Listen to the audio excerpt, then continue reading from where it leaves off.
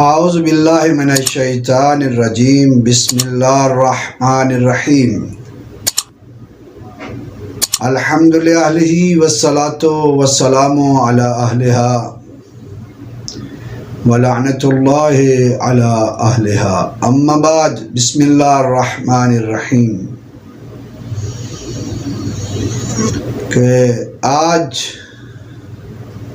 جو ہمارا موضوع ہے وہ موضوع ہے خدیجۃ الکبریٰ کی بردباری، سخاوت، صلہ رحمی اور رحم دلی،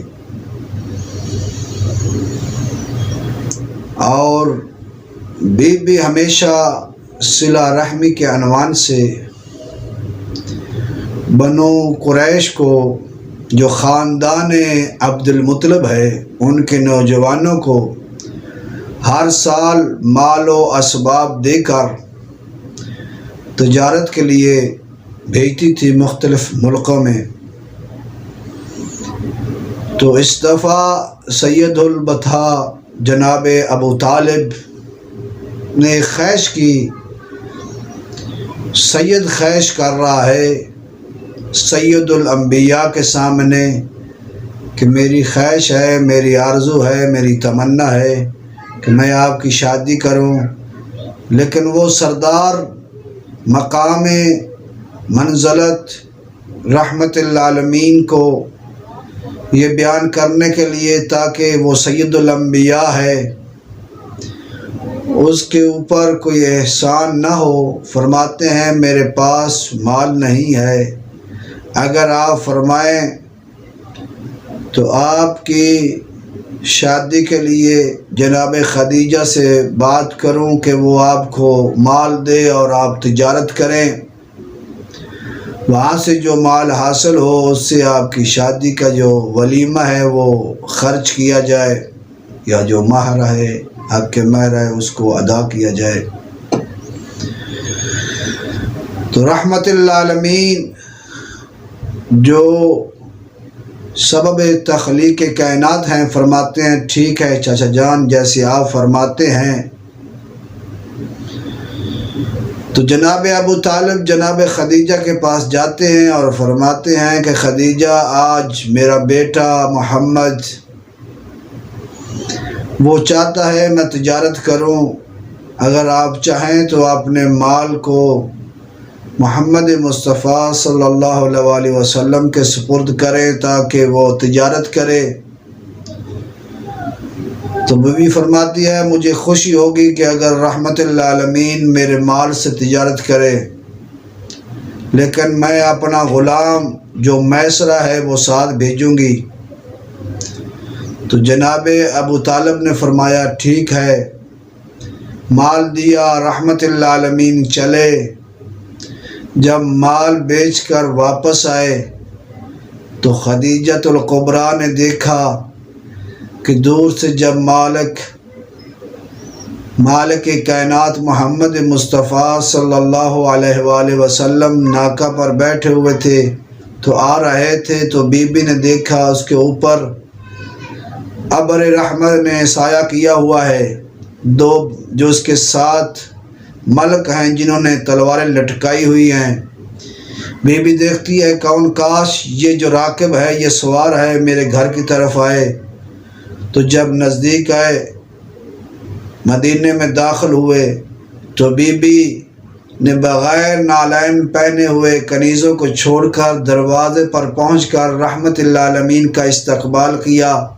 جیسے ہی استقبال کیا تو دیکھا محمد مصطفیٰ ہیں، تو اسی وقت خوش ہوئی۔ خوش ہونے کے بعد رحمت للعالمین نے اپنا جو حساب تھا، تجارت کا مال بیچا تھا، جو منافع ہوا وہ سب کا سب خدیجہ کے سامنے رکھ دیا۔ خدیجہ نے مال کو دیکھا، منافع کو دیکھا، فوراً میسرہ کے پاس جاتی ہے، میسرہ سے پوچھتی ہے کچھ کرامت کو کمالات محمد مصطفیٰ نے بہت زیادہ منافع دیا ہے، وجہ کیا ہے؟ تو جناب میسرہ کہتے ہیں میں آپ کو بی بی کیا بتاؤں کہ اس کے یہ کمالات ہیں۔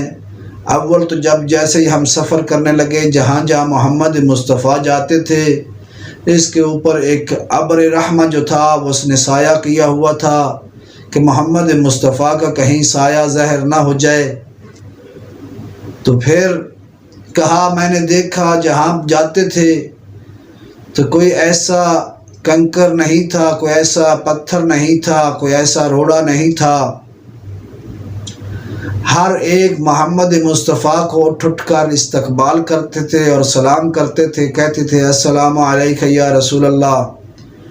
کوئی ایسا درخت نہیں تھا جس کی ٹہنیاں محمد مصطفیٰ کے اوپر نچھاور ہونے کے بعد ایک ہی سلام کرتی تھی، السلام علیکہ یا نبی اللہ، السلام علیکہ یا رسول اللہ۔ دوسری بات یہ ہے کہ جب ہمیں بھوک لگتی تھی رستے میں تو ہم کھانا کھانے لگتے تھے۔ ہم عربوں میں یہ دستور تھا، جو غلام ہوتے تھے ان کے لیے علیحدہ کھانے کا انتظام کیا جاتا تھا۔ یہ واحد شخص ہے، جب بھی مجھے کھانا کھلانے کے لیے بلاتے کہتے دسترخوان لگاؤ، ایک طرف آپ بیٹھتے ایک طرف مجھے بٹھا لیتے، ہم دونوں کھانا کھانے کے بعد سیر ہو جاتے۔ جب پھر کھانے کی طرف نگاہ کرتے تو کھانے میں کچھ کمی نہیں آتی تھی۔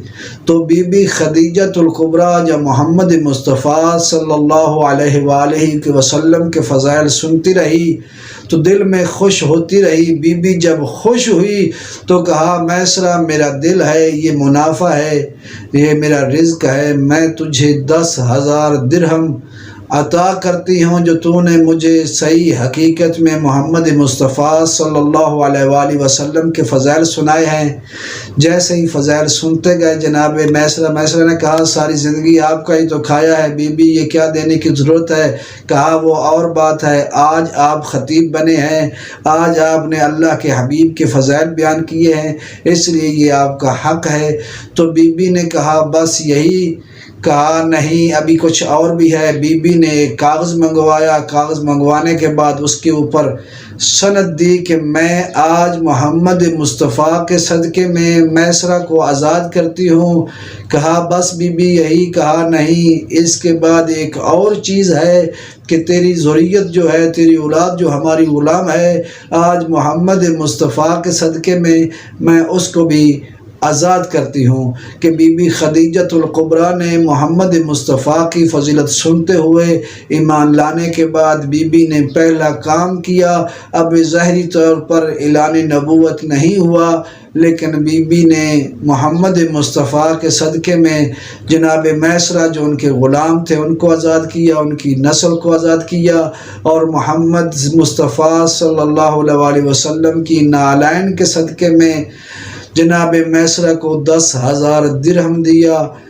اس کے بعد جب اعلان رحمت، اعلان نبوت ہوا، اعلان رسالت ہوا تو بی بی نے پورے مکہ کو بلا کر کہا بات سنو، جو میرے شوہر کا کلمہ پڑھتا جائے گا، میں خدیجۃ الکبریٰ جو میرے مقروض ہیں، جنہوں نے میرا قرض دینا ہے، میں خدیجہ بنت خویلد جو ہے جو کلمہ پڑھے گا اسے قرض معاف کر دوں گی۔